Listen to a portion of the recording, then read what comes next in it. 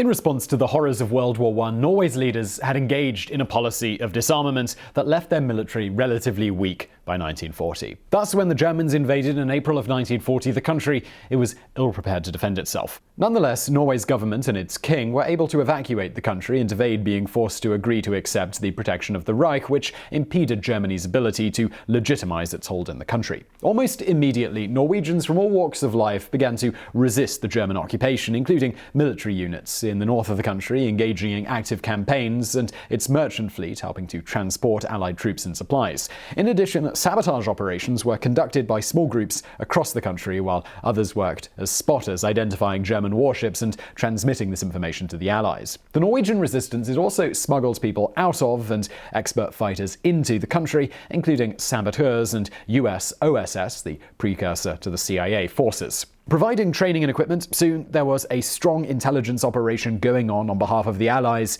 in the occupied country. This brings us to the hero of the hour, Lauritz Sand. Born in Norway in 1879 and serving in the Royal Dutch East Indies Army after studying architecture in the late 19th century, he later joined up again to serve in World War I and afterwards became a relatively successful businessman. In the years leading up to World War II, he had been living abroad but returned to Norway in 1938 at the age of 59. When World War II broke out shortly thereafter, he decided to forego previous plans of once again living abroad, and he remained in Norway. When the Germans invaded in 1940, he joined the resistance movement. Showing an aptitude for intelligence gathering, in part thanks to his experiences in World War I doing much of the same, Sand helped found XU, standing for X being unknown and U being undercover. This was a covert intelligence gathering group working for the Allies in Norway.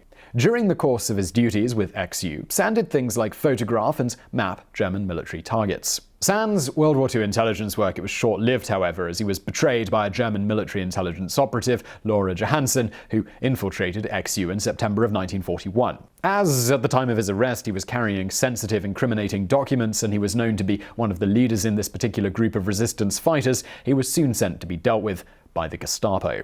Brutally tortured, by the time he was transferred from his first interrogators, Sand's legs and arms were broken and he had serious wounds to his head and back. But the Nazis were not through with him. They knew that an awful lot of information about parts of the Norwegian resistance was locked up in Sand's head, and they were determined to get it out. Over the next 3.5 years, Sand was alternately systematically tortured, kept in solitary confinement, treated in hospitals, and kept with other prisoners who tried to tend to the elderly Sand's many wounds as best they could. As he refused to disclose any information whatsoever to his captors, he soon became a symbol for the Norwegian resistance to rally around. Ultimately, giving up on ever getting anything out of him, the Nazis scheduled Sand's execution by firing squad for May 17, 1945. However, as they officially surrendered on May 8, 1945, he was spared this fate, and remarkably, given all he'd been through, he survived the war. Shortly thereafter, Sand was awarded the prestigious Royal Norwegian Order of St. Olav, and his bust was commissioned.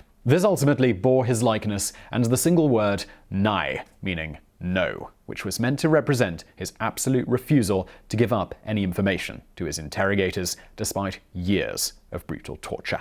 He died on December 17, 1956, at the age of 77. So I really hope you found that video interesting. If you did, please do give us a thumbs up below. Also, don't forget to subscribe and hit that notification bell so you find out when we put out a new video. Also, leave us a comment, let us know how we're doing on this new channel. We love to hear from you. And as always, thank you for watching.